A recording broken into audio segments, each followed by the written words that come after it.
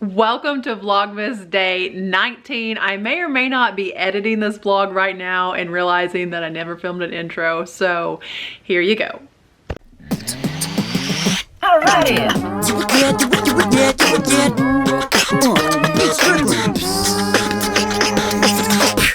Okay, we're finally taking the items that have been living in the back seat and we're actually gonna drop them off at the thrift store. Are you guys with me that like you have really good intentions of dropping things off? Whoops, and then they just live in your car. We're dropping them off. I try not to redonate. Here, I'll grab this from you. I try not to redonate any of the items that I bought, even if they were bad buys, because I feel like the best way for me to learn my lesson is to have to sell it.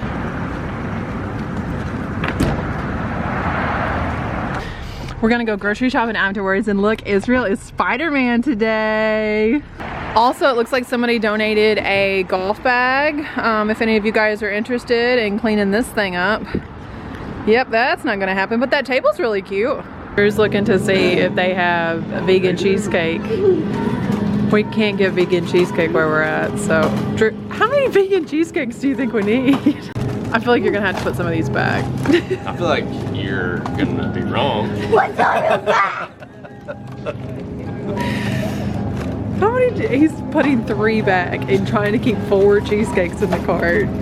Get more. What? No. Nope. Guys, I feel like eBay buyers are a little extra crazy. I don't know if it's this time of year or what. 99%, I'm gonna say, of eBay buyers are perfectly normal and you get really awesome and great transactions, but there's that 1% that just like leaves you scratching your head. And so last week I sold this unbranded vintage leather purse.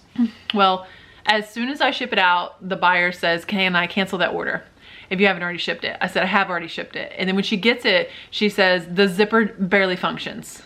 And the zipper functioned fine. And then she opens a return request. And I'm like, I guess she wants to return it because of the zipper. That's funny because I know the zipper worked. And even in the listing photos, I had it opened and I had it closed. And in the return request, she said, seems inauthentic. And like, it's an unbranded leather purse. There is no brand. It can't be authentic. But she says that it doesn't seem like it's real leather. And the thing about this particular bag, like, let me show you guys pictures of this to help this make sense. So this particular bag is an unlined leather, meaning the inside is like the suede material. So like, that's something that you really can't fake, unlined leather. And so I messaged her. Let me just go back and forth with you guys on these messages. So she claims the item is inauthentic. This is not leather. That's what her comment says. And so I said, why would you say it's not leather? It's suede on one side. This bag is leather. And I'm not accepting her return. But at this point, I can't even decline it because she clicked, doesn't seem authentic. And she says, because it's not leather and the only part that might be is the strap. The purse is not. I said, I've uploaded photos of the inside of this unlined leather bag. Since it's unlined, you can see the backside of the leather. It's 100% leather. Now, the important thing to remember is when you're responding to a buyer's return request, whether you take returns or not, whether you think it's erroneous return request or not, always respond to the buyer as if eBay were standing over your shoulders. Like as if whoever makes the executive decision on eBay is right there reading everything you write, because they will. If this goes to a decision at eBay, they're going to read every single thing that you write. That shouldn't be your only motivation for good customer service, but it definitely should be part of it. Well, it's like if you had to respond to your sibling in a way that your parents were standing right there, right? Like, I feel like in life in general, you should always respond as if you're answering to someone, because you are. But anyway, when you're responding to buyers' return requests or messages or anything on eBay, respond in a way that you feel like eBay would be okay with, you know, the way that you're speaking to them. And then they message back today. This is now another 4 days later. This has been going on for a week. Another 4 days later, they responded, these pictures. Now, I can't really make heads or tails out of this message. I would love to be able to autocorrect this, but I'm just going to read it to you guys the way it is written. These pictures, it does look like it's leather. It does not feel like leather. It does not smell like a fake suede. So I'm not really sure if she's saying that it looks like leather in the pictures, but it doesn't smell like leather. and then a fake suede. I guess she's saying like the unlined part on the back, she's thinking is fake. I don't know. She immediately follows that up with another message and says, it's okay. I'm just going to give it as a gift for my friend. I hope you have a Merry Christmas. I don't know if this buyer sincerely meant Merry Christmas or if that was like a little bit of sarcasm. So I'm thinking, do I respond with, you have a Merry Christmas as well, and risk, since no one can hear your tone of voice in a text, again, like you need to be cognizant of the fact that no one understands the tone that you're speaking in. If I come back and say, well, Merry Christmas to you as well, that might sound like, Merry Christmas to you too. You know, or do I just leave it alone? She's already said that she wants to drop the return request. If eBay ever comes back to this, if she asks to escalate it or anything, she's already said that she wanted to drop that. So I'm thinking I'm just not going to respond. At this point, she's not a very satisfied buyer. I guess I do risk maybe getting a negative feedback from her. Hopefully it's not anything that I can't have removed. We'll see what happens with this, but I think I'm just gonna let it rest. She's probably not super happy. It was a $20 sale plus $10 shipping. So, you know, you of course have the one side of the coin thinking, well, it's $20, just give her her money back, and you know, you pay basically for positive feedback. But I feel like, and this is something I'm continuously reiterating, however I respond to her, every eBay seller that she works with in the future, she will expect them to respond the same. So if a seller says no returns and she tries to fight that and finds, you know, 3 different things wrong with the bag and reasons to return it that are, again, erroneous complaints, then and she gets her money back, then she'll expect that she can throw a fit. You know, you can kick your feet enough that you can always get your money back.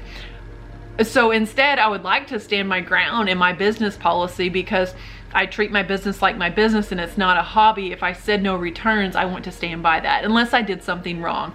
Now, on another return request this week, which didn't even get to a return request, there was an item that I sold. Let me go to my messages and I'll pull this up. There was an item I sold that was a for real pet. So I sold this for real pet. I sold this little guy and he sold for like $15.10 or something, and I don't even, maybe plus shipping. And I get a message from the buyer that says this has battery explosion damage in the battery compartment, how to fix this. And then they showed me a picture and there was a lot of corrosion, and what I didn't understand was this wasn't even an item that I sourced to sell. We got this out of my son's closet, and I did use cheap batteries in there. But here's the thing, we took the batteries out. It wasn't stored with batteries in it during its listing period. So when I took the batteries out, there was no corrosion. And then we stored it and I shipped it again with no batteries, and now the thing has corrosion in it. But I know it was mine because I got this at Goodwill when I bought it for my son, and there was a 2 on the for real tag. Because it was $2, and in the picture you could see the 2, so I know it was my item. And somehow, like, somebody suggested on my live that maybe the batteries were so bad there could have been like a little corrosion or explosion from the batteries, and then we took it out, we didn't see it, and then it like set up, so to speak. I don't know, but my response to them was very real, like human response. I don't want people to think that they're dealing with a huge corporation. I said, oh dang, I'm so sorry, we used it not long ago and hadn't noticed any corrosion. Does it function? Because they didn't outright ask for their money back, they asked how to fix it. So they could be saying, how do we fix this transaction, how do I fix the thing? And they said, no, it's not operable.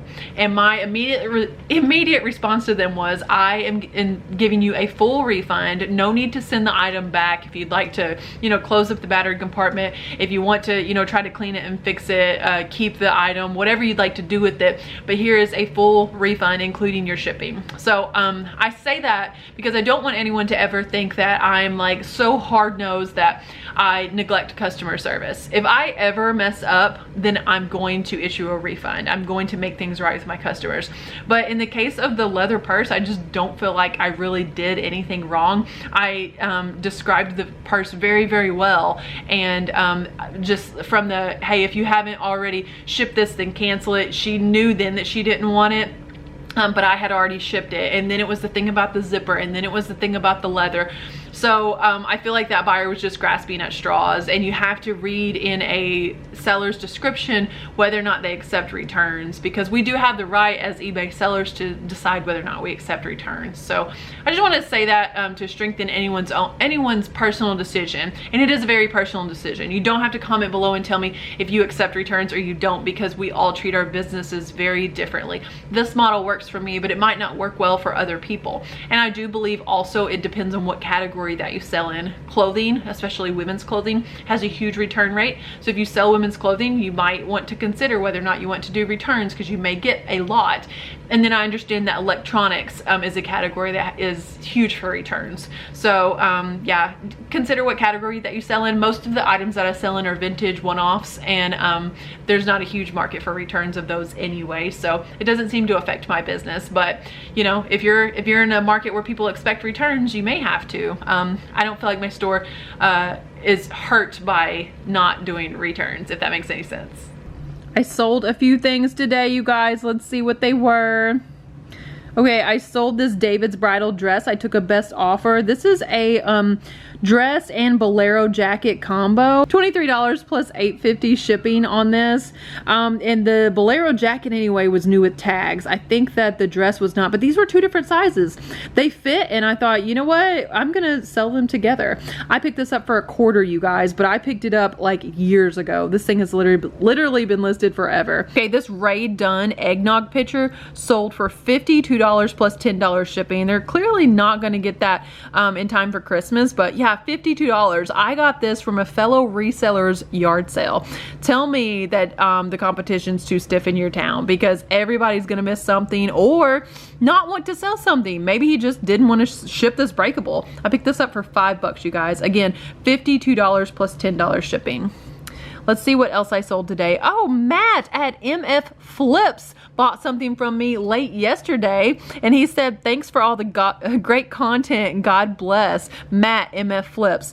You're so awesome, Matt. He spent $25 in my store plus $10 shipping, and he bought this vintage Paris made in the USA bandana and a vintage USA 1997 Grand Venture Happy Face Halloween pumpkin pail. So yeah, that's awesome. Thank you so much, Matt. Matt is doing Vlogmas also, guys, and I've linked him in my description a couple videos now, but I still want you guys to be watching his Vlogmas, so I'm going to link it down below again, and I just think he's doing a fantastic job. So as we get closer to Christmas, I feel like people are just about wrapping up their Christmas shopping, especially if it's online. And Adam Pittsburgh Picker had some some good advice about that, because his sales were slow on Friday, same as mine were before we went live on Friday night. And he was saying, you know, the shipping was such a nightmare last year that people did their shopping so far in advance that most of the online shopping is kind of done with right now, and people are focusing on the holiday coming up. So we have just laid such tremendous groundwork in Q4. I'm fine if it's kind of a slower week, to be honest with you. Yes, I'm a full-time reseller. This is my full-time job, and I just won't mind if we have kind of a slow week. So set yourself up with those really good weeks, and you know, not spending every penny that the business brings in, to where if you have a slow week, it's okay. It's a holiday week. I am so looking forward to spending it with my kids. Hope you guys enjoyed the quick little snippet of things that did sell. Also, right along those same lines, I wanted to tell you guys that this coming Friday is Christmas Eve. That's not what I want to tell you.